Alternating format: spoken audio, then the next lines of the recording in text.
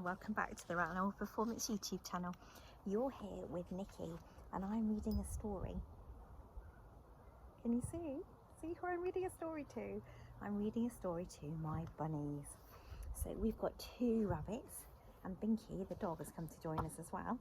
So we've got a black and white rabbit and we have a white dog. It's like a zoo in my house, isn't it?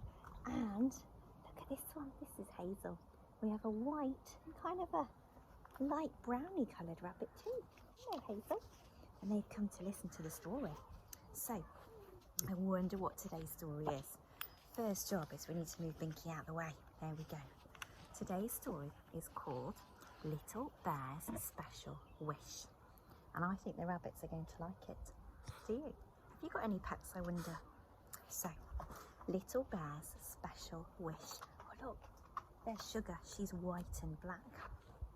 And Little Bear's Special Wish is written by Gillian Lobel and illustrated by Gabby Hansen. And if you can hear some funny noises, Binky, stop. It's because Binky is going to bark. She likes to bark. So, are you ready? Hope you're sitting comfortably. Little Bear's Special Wish. You can't really see me, can you? But I am here. Here we go.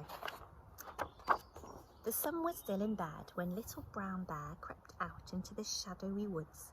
I wish, he whispered. You're up early, Little Brown Bear, called Lippity Rabbit. What are you wishing for? It's my mummy's birthday, said Little Brown Bear, and I wish I could find the most special present in all the world for her. I'll help you, said Lippity Rabbit. So off they went along the winding path. Little pools of moonlight danced around their feet. There's a rabbit in this story too, just like my rabbits. In the middle of the woods was a big rock. Little Brown Bear sat down for a moment to think. High above him glittered a star, so big and bright he could almost touch it. I know, I could give my mummy a star, he said. That would be a very special present. Little Brown Bear gave a little jump, but he could not reach the star. He gave a very big jump, but still he could not reach the star. Then Little Brown Bear had an idea. I know, he said. If we climb to the very top of the hill, then we will be able to reach the stars. From the top of the hill, the stars looked even brighter and much nearer too. Little Brown Bear stretched up on his tiptoes, but the stars were still too far away. Then Little Brown Bear had a very good idea indeed. I know, he said. We must build a big, big tower to the stars. I'll help you, said Lippity Rabbit. Together they piled the biggest stones they could find, one on top of the other. Then they stepped back and looked. A stone stairway stretched to the stars. Now I shall reach a star for my mummy, said Little Brown Bear happily. He climbed right to the top and stretched out a paw, but still he couldn't reach the stars. I know, called Lippity Rabbit. If I climb on your shoulders, then I can knock a star down with my long, loppy ears. Lippity Rabbit scrambled onto Little Brown Bear's shoulders. He stretched up his long, loppy ears. He waggled them furiously. Be careful, Lippity, called Little Brown Bear. You're making me wobble. Suddenly, Little Brown Bear felt something tapping his foot. Can I help you? Croaked a voice. Why, yes, Very Small Frog, said Little Brown Bear. Are you any good at jumping?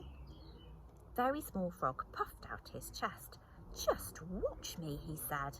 High into the air he flew and landed right between Lippity Rabbit's long, loppy ears. Can you reach the brightest star from there? Asked Little Brown Bear.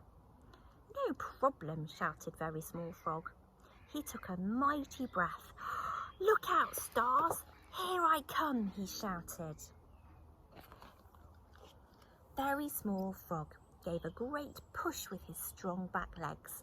Up, up, up he sailed. Lippity Rabbit's long loppy ears twirled round and round. "Help!" he shouted. "Somebody save me!" Backwards and forwards he swayed, and backwards and forwards swayed Little Brown Bear. With a mighty crash the stone tower toppled to the ground, and down tumbled Lippity Rabbit and the Little Brown Bear. "I can't breathe," Lippity gasped Little Brown Bear. "You're sitting right on my nose." Then Very Small Frog sailed down from the stars and landed on Lippity Rabbit's head. "I'm sorry, Little Brown Bear," he said. "I jumped right over the moon, but I still couldn't reach the stars." Little Brown Bear sat up carefully. His nose was scratched and his head hurt. "Now my special wish will never come true," he said. "I shall never find a star for my mummy." "Don't be sad, Little Brown Bear," said Lippity Rabbit, and he gave him a big hug. A tear ran down Little Brown Bear's nose and splashed into a tiny pool at his feet. As he rubbed his eyes, Little Brown Bear saw something that danced and sparkled in the shining water. Surely it was his star. Little Brown Bear jumped up with excitement. "Now I know what to do," he cried. Off he ran down the hillside. "Wait for us," cried Lippity Rabbit and Very Small Frog. Through the ferny woods they ran, over the silver meadows until they reached the stream. For a long time they hunted along the sandy shore until Little Brown Bear found just what he was looking for. Then carefully, he carried it all the way home. "Happy birthday, Mummy," he cried. Into his mother's lap he placed a pearly shell that shone like a rainbow. There, in the heart of the shell, a tiny pool of water quivered, and in that pool a very special star shimmered and shook. The star that had made a little bear's birthday wish come true. Lippity Rabbit and Very Small Frog helped me to find the shell, but I caught the star all by myself, said Little Brown Bear proudly. Mother Bear knelt down and gave him a big hug. "Thank you all very much," she said. "This is a very special birthday present indeed." And isn't that story lovely? So he gave him the star in a little shell that was reflected, which is just such a lovely idea for a present. So we're back with Binky Dog, and she needs to move out the way because we had our story with my rabbits today. You might have heard them shuffling around during the story, but I think they liked it, with Lippity Rabbit and Little Brown Bear. I wonder if you've got any pets or what your favourite animal is. Don't forget to like and subscribe our YouTube channel, and I look forward to another story in an unusual place with you soon. Bye bye.